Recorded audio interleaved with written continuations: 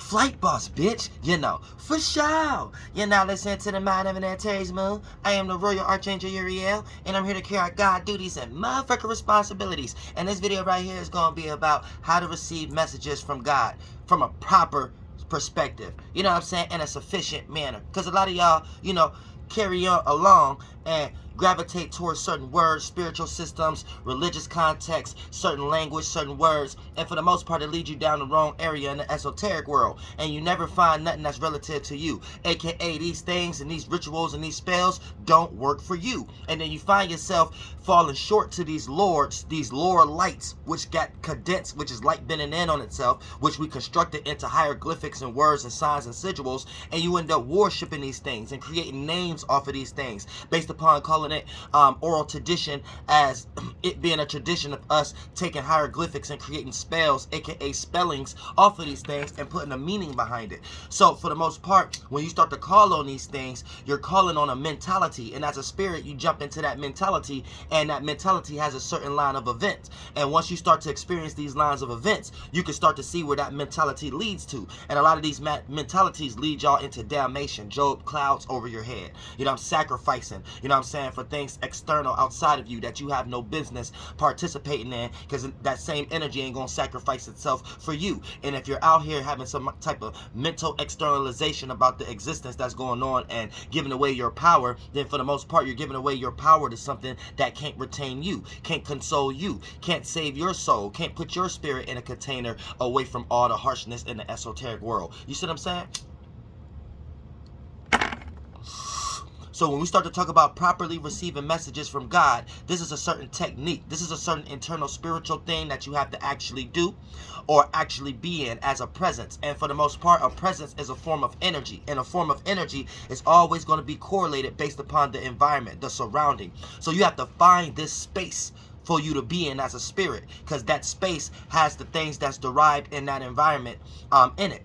AKA it has the consciousness, the thought forms, the feelings, the body of water there. And this body of water is less dense than the bodies of water that you see relative to the 1, 2, and 3rd dimension, and how we can see the perspective from the 4th, 5th, and 6th dimension as far as the stars and things of that nature, a bigger body of water.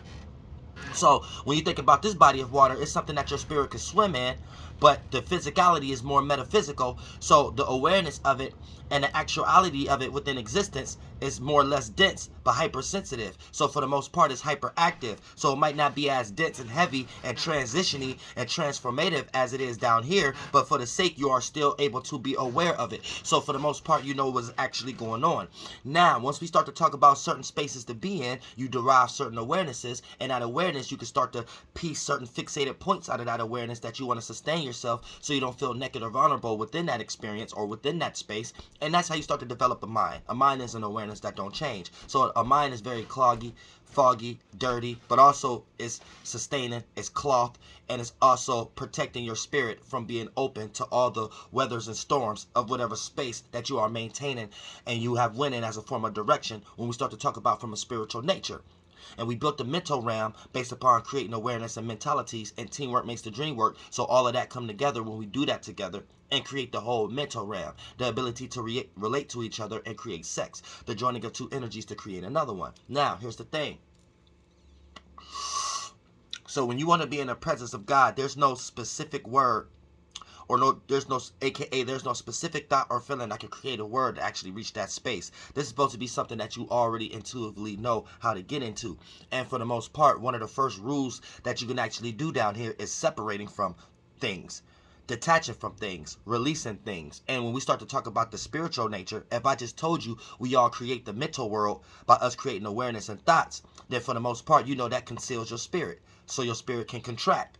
But in order for your spirit can expand, that's something that you have to shed away, something you have to expand out of as a form of information that you inflame yourself out of in some way, shape, or form. So, you know, the very first thing, if you want to find that godly space, is to be with God, is to be absent from the body. And in this context, the body is the mind, and it's less dense. The chakra, that body of water, is less dense. So to separate from a thought and a feeling that have came together to be a mind, is separating from that body. And when you separate from that form of mentality, This is to be separate from that form of a body before we get lost into looking at the Bible into context of it being a history book and thinking that it's talking about to be with God, to be outside of the body as if to die and go to some Jewish concept of hell and making you believe in some afterlife that's beyond this context to the point that you don't no longer have value in this life that you're actually living now other than to serve something that you have no business not understanding. So men and women shall perish with lack of knowledge, based upon not understanding how to point their mind in the right speculative energy and being directed by other spirits that have made their minds more superior within physical forms down here, such as the Jews, the Greeks, and other allegories to create forms of taking over the land and rulership. So for the most part, here's the thing. So one of the first techniques that you can actually use is separating from the body, because this is how you actually extract the spirituality out of the Bible and not get practice witchcraft on yourself, not understanding it. And the first form of knowing that you're getting ready to get indoctrinated and practice witchcraft on yourself is when you don't understand the starting points of these contexts, so you don't know how to understand it for yourself. So you only know how to get into Google or books or research or Bible study or apologetics or being a theologian in order to understand these things, but you don't actually understand these things. You just understand or end up learning men and women's interpretations, and then therefore you're not actually learning how to utilize the Bible for yourself. You're only learning the Bible from men and women's perspective, and therefore this becomes very demonic because you don't actually know what you're involving yourself into, and this leads into indoctrination and not understanding how to utilize these things for your own life. So this is one of the examples right here. To understand that concept, to be with God is to be absent from the body, you need to know that all the men in the body is referring to thoughts, all the women in the body is referring to feelings. So if you understand that these are the first bodies, then you can kind of throw away all the men and women's interpretations and understand what all men and women's space that they was in as a spirit to come to any conclusion that they was in before we could get lost on a polar shift and get lost into interpretation. You will know what a person was trying to say even when the actual individual may not understand a clear perspective of trying to convey their message. You see what I'm saying? And it's when you become a true equilibrium, wise spirit, and you can be used as a vessel, as what I'm expressing to y'all right now, me being used as a vessel, being the Uriel. When you look at the context of to be with God is to be absent from the body, to be in a better present state so you don't become too depressed, you know one of the best starting points of the book is an allegory towards of titles of the mind. You know, when you separate from a mentality, you feel more light, upbeat. You feel youthful again. You feel more light, not with photons, light and weight as a spirit, without these mental forms being weight on your spiritual shoulders to make you feel weighed down and depressing. So now that you understand the spiritual starting point, you don't have to get lost into no theologian, apologetics, or no denomination being indoctrinated, because now you can utilize it for yourself and be like, okay, to be with God is to be absent from the body, and the Bible in this starting point, the way Uriel said is, the first forms of body in this context is parables. And they're talking about a body being a mental state. So when I separate from a mental state, I could be more closer than God. And when you actually practice that, where your mind go, your body go. You actually bear that fruit. And you don't have to explain to nobody while expressing the fruit that you bear, actually being in hell. You're showing somebody you're depressed about something or having to prove something about your theology.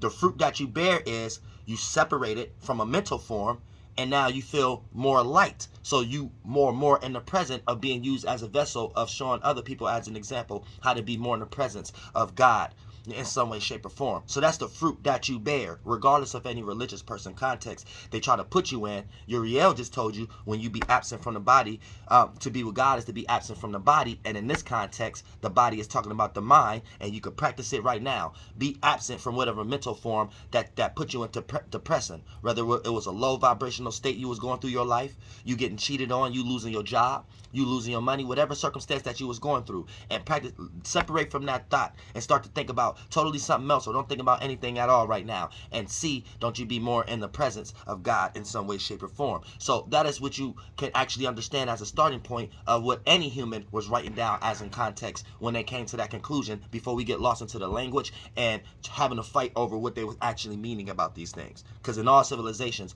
they was pointing to similar things as given in different names and titles based upon hieroglyphics. So for the most part, here's the thing.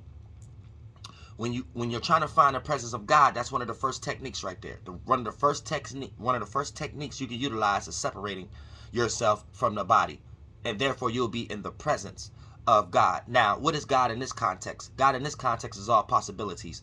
Every time you hear a religious person break down God, they're trying to point to the context or the mental form that we create as what would be all possibilities. But then it turns demonic because all religions is indoctrinated, so their all possibilities has form of limitations. Things that can only be possible based upon within this realm of reality, and based upon them trying to explain all possible scenarios, it become very fluky because they're utilizing the third dimension to represent it. So therefore they're anthropomorphizing concepts that don't need to be generalized in the form of having a consciousness in the context of scientists and Greek philosophy. So what we need to understand right here is when we start to talk about God, it is the actual concept of all possibility itself.